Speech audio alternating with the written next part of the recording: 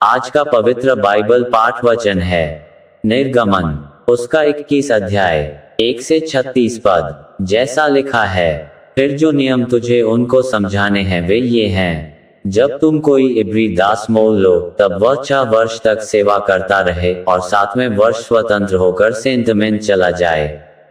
यदि वह अकेला आया हो तो अकेला ही चला जाए, और यदि पत्नी सहित आया हो तो उसके साथ उसकी पत्नी भी चली जाए। यदि उसके स्वामी ने उसको पत्नी दी हो और उससे उसके बेटे व बेटियां उत्पन्न हुई हो तो उसकी पत्नी और बालक उसके स्वामी के ही रहें और वह अकेला चला जाए। परंतु यदि वह दास दृढ़ता से कहे कि मैं अपने स्वामी और अपनी पत्नी और बालकों से प्रेम रखता हूँ, इसलिए मैं स्वतंत्र होकर न चला जाऊंगा, तो उसका स्वामी उसको परमेश्वर के पास ले चले, फिर उसको द्वार के किवाड़ व बाजू के पास ले जाकर उसके कान में सुतारी से छेद करें, तब वह सदा उसकी सेवा करता रहे। यदि कोई अपनी बेटी को दासी होने के लिए बेच डाले तो वह दासी की नाई बाहर न जाए। यदि उसका स्वामी उसको अपनी पत्नी बनाए और फिर उससे प्रसन्न न रहे तो वह उसे दाम से छुड़ाई जाने दे। उसका विश्वासघात करने के बाद उसे ऊपरी लोगों के हाथ बेचने का उसको अधिकार न होगा। और यदि उसने उसे अपने बेटे को ब्याह दिया हो तो उससे बेटी का सा व्यवहार करे। चाहे वह दूसरी पत्नी कर ले तो भी वह उसका भोजन, वस्त्र और संगति न घटाए। और यदि वह इन 3 बातों में घटी करे तो वह स्त्री सेंत में बिना दाम चुकाए ही चली जाए। जो किसी मनुष्य को ऐसा मारे कि वह मर जाए तो वह भी निश्चय मार डाला जाए। यदि वह उसकी घात में न बैठा हो और परमेश्वर की इच्छा ही से वह उसके हाथ में पड़ गया हो, तो ऐसे मारने वाले के भागने के निमित्त मैं एक स्थान ठहराऊंगा जहां वह भाग जाए।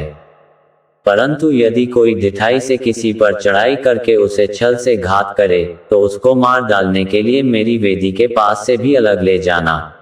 जो अपने पिता व माता को मारे पीटे वह निश्चय मार डाला जाए। जो किसी मनुष्य को चुराए, चाहे उसे ले जाकर बेच डाले, चाहे वह उसके पास पाया जाए, तो वह भी निश्चय मार डाला जाए।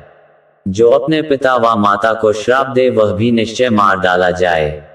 यदि मनुष्य झगड़ते हों और एक दूसरे को पत्थर व मुक्के से ऐसा मारे कि वह मरे नहीं परंतु बिछौने पर पड़ा रहे, तो जब वह उठकर लाठी के सहारे से बाहर चलने फिरने लगे तब वह मारने वाला निर्दोष ठहरे। उस दशा में वह उसके पड़े रहने के समय की हानि तो भर दे और उसको भला चंगा भी करा दे। यदि कोई अपने दास व दासी को सोंटे से ऐसा मारे कि वह उसके मारने से मर जाए, तब तो उसको निश्चय दंड दिया जाए। परंतु यदि वह 2-1 दिन जीवित रहे तो उसके स्वामी को दंड न दिया जाए, क्योंकि वह दास उसका धन है। यदि मनुष्य आपस में मारपीट करके किसी गभीरनी स्त्री को ऐसी चोट पहुंचाए कि उसका गर्भ गिर जाए, परंतु और कुछ हानि न हो, तो मारने वाले से उतना दंड लिया जाए जितना उस स्त्री का पति पंच की सम्मति से ठहराए।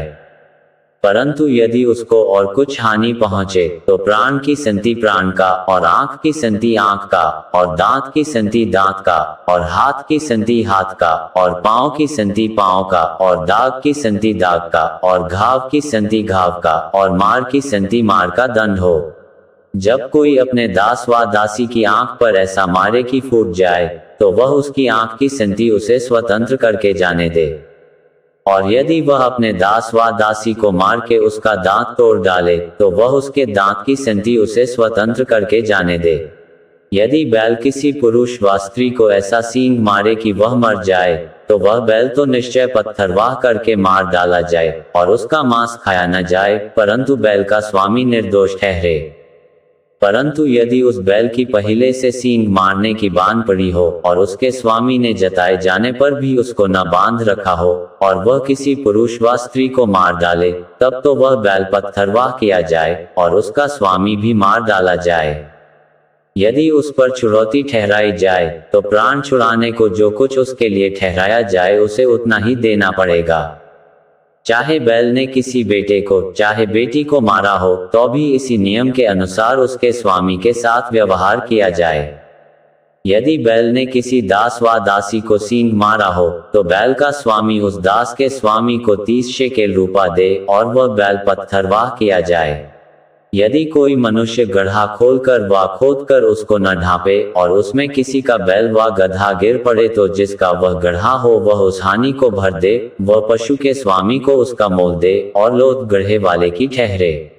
यदि किसी का बैल किसी दूसरे के बैल को ऐसी चोट लगाए कि वह मर जाए, तो वे दोनों मनुष्य जीते बैल को बेचकर उसका मोल आपस में आधा आधा बांट ले और लोथ को भी वैसा ही बांटें। यदि यह प्रकट हो कि उस बैल की पहले से सींग मारने की बांध पड़ी थी, पर उसके स्वामी ने उसे बांध नहीं रखा, तो निश्चय ये बैल की संति बैल भर दे, पर लोथ उसी की ठहरे। यहाँ तक इस वचन के द्वारा आपको बहुतायत से आशीष मिले। आमीन।